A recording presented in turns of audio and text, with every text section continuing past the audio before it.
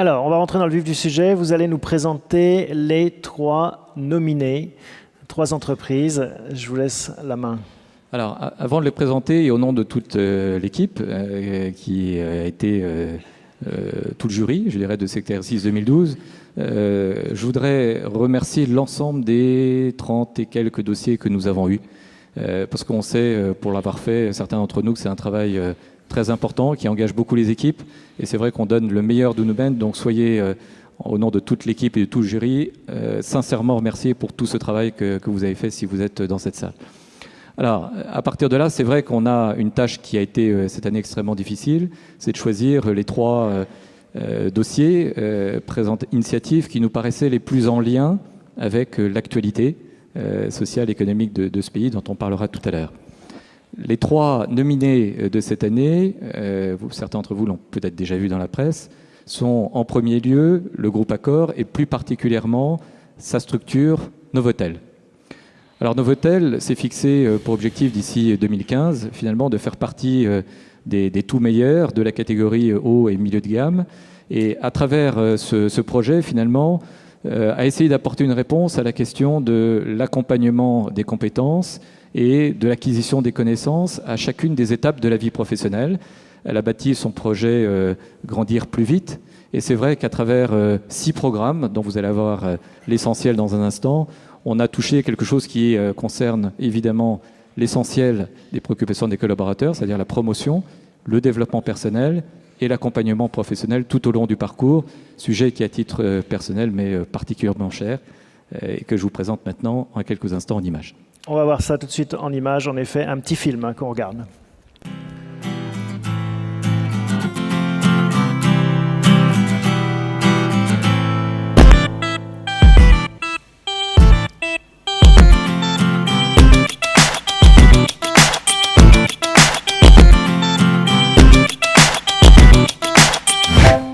MoveUp, c'est simplement donner la possibilité à chaque personne de se développer, d'avoir un certain nombre d'outils qui permettent de grandir et de le faire à leur rythme.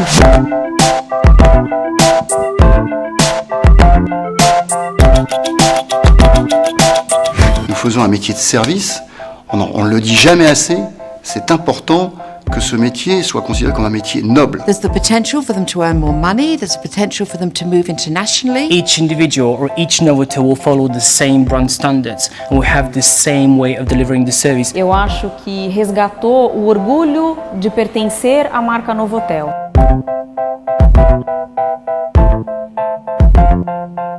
La possibilità di dimostrare quello che realmente sono. Ça m'a permis de rencontrer dans d'autres cultures, d'autres manières de faire, d'autres collaborateurs. You're gonna get a better idea what you're gonna do in the future.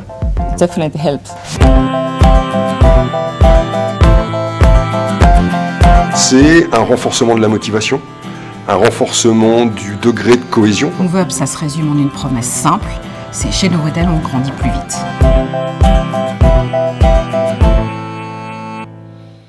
Voilà. Un très beau projet.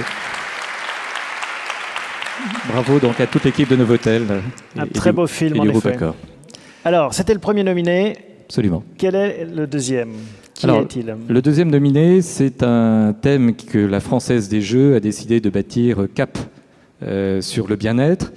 C'est un projet qui est né en 2010 avec finalement l'ouverture des Jeux en ligne et l'identification d'un certain nombre d'enjeux et de problématiques auxquels le groupe Française des Jeux a voulu répondre à travers finalement 25 chantiers, dont 2 qui concernaient plus spécifiquement les ressources humaines, un plan d'action managérial et puis plus précisément tout un projet qui concernait ce qu'on appelle aujourd'hui assez facilement l'accompagnement du changement, et Dieu sait si c'est difficile. Ce qui est intéressant dans cette démarche, c'est que finalement, à travers la création d'un observatoire du bien-être au travail, à la fois l'engagement de l'ensemble des équipes a été sollicité et à la fois la créativité de chacun a été sollicitée autour de notions qui concernent évidemment la qualité de l'environnement de travail, plus que de la vie au travail. Je préfère à titre personnel cette expression également. Des questions liées à la gestion du temps, des questions finalement liées également à l'organisation du travail en général.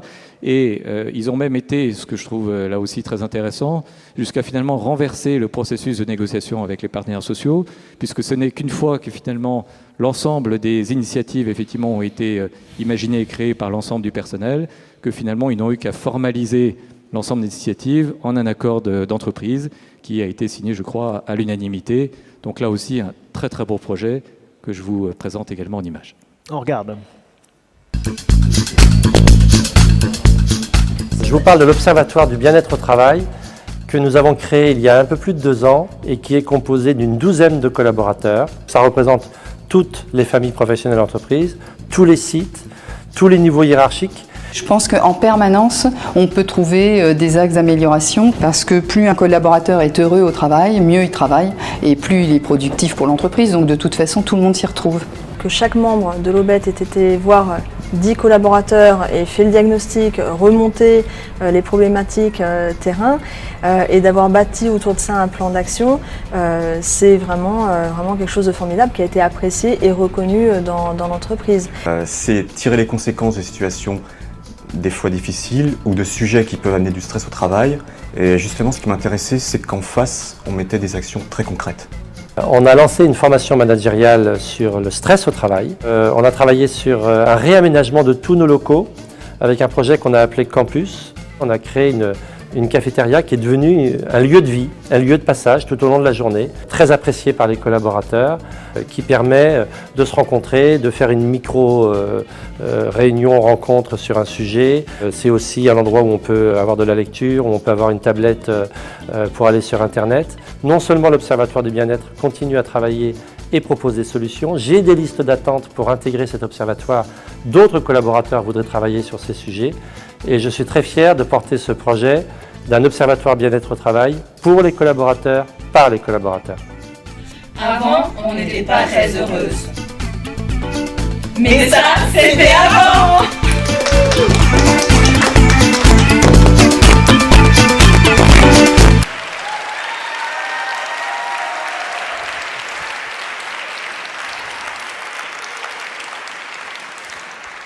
J'ai l'impression qu'il y en a dans la salle. Hubert, voilà pour le deuxième. Troisième nominé. Alors, on va continuer à rester objectif jusqu'au suspense final. Troisième nominé, c'est un groupe que vous connaissez bien, c'est le groupe GRDF, qui nous a présenté un dossier qu'il a appelé « Parlons rémunération ». Je crois qu'il faut simplement se souvenir, et vous les avez en l'esprit, les différentes fusions et évolutions de structures qui ont eu lieu dans le domaine de l'énergie ces dernières années. Et c'est vrai qu'en 2009, ce groupe avait connu des tensions importantes, notamment autour des questions de rémunération, dans un contexte finalement où, quand on regardait les choses un peu objectivement, la rémunération, je dirais, était au niveau des grands groupes comparables, de métiers équivalents, mais pour autant, l'entreprise et la direction générale sentaient de véritables incompréhensions autour des notions d'indices et d'échelons. Et pour ceux qui connaissent ces environnements, ils savent que c'est pas très facile. Et c'est vrai qu'à partir de là, l'ensemble de la DRH et la direction générale ont voulu prendre les choses en main et essayer de lancer une démarche qui finalement s'est articulée autour de 3 axes. Un premier axe qui finalement visait à remplacer les notions de structure, de rémunération et de règles par des explications extrêmement claires, extrêmement transparentes sur ces sujets-là. Essayer de remplacer également le principe de l'égalité par le principe de l'équité. Et puis en dernier lieu, faire en sorte que finalement la progression à l'ancienneté se fasse par le développement principalement de l'employabilité. Voilà les thèmes principaux qui ont été ceux qui ont animé ce projet, qui finalement a créé une dynamique qui va durer 5 ans, à travers la mise en place d'outils extrêmement précis, certains assez techniques, comme la mise en place de livres blancs, comme la mise en place de bilans social individuels, mais également beaucoup plus managériaux, avec notamment la mise en place d'un site POEB spécifiquement dédié aux managers, pour les aider non seulement à bien intégrer l'ensemble des éléments, mais évidemment les communiquer au plus juste et avec le plus d'objectivité possible. Ce qu'on doit relever dans ce dossier, et c'est ce qui a impressionné le jury, c'est d'abord le courage de s'attaquer à un sujet qui, par définition, vous le savez, est un sujet compliqué, un sujet tabou, et puis l'audace, puisque dans des cultures qui sont celles de ces grands groupes, finalement, un certain nombre de sujets sont quelquefois traités de façon habituelle.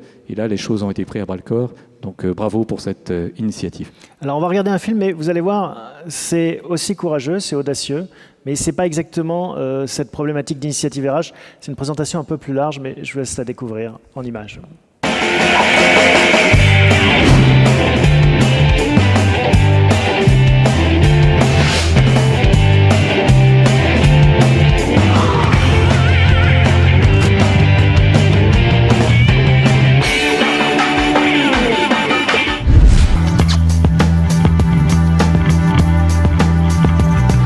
La mission du jour, rencontrer Rémi Goncard, technicien client, fournisseur chez GRDF.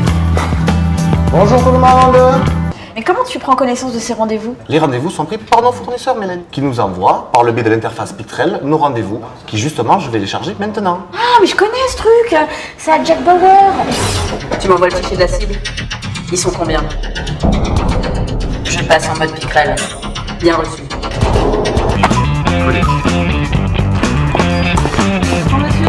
Alors comme ça on paye pas sa facture de gaz?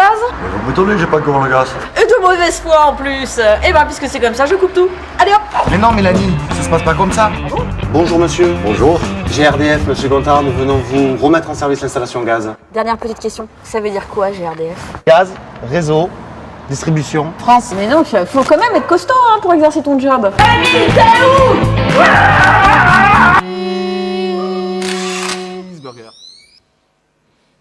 Voilà une belle photo.